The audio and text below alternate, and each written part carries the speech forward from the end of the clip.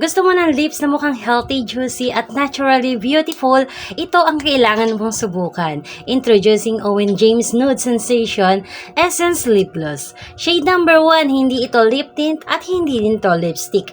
Ito ay lip gloss na nagbibigay ng natural na shine at fresh looking lips. Magaan ito sa labi, hindi malagkit, at nagbibigay ng glossy, finish at perfect para sa everyday look. Ang shade number 1 ay may soft nude tone na madaling ipare sa kahit anong makeup. Eto, kung gusto mong magmukhang fresh, hydrated, at effortlessly yung pretty ng lips mo, ito yung perfect na kasama sa iyong makeup kit.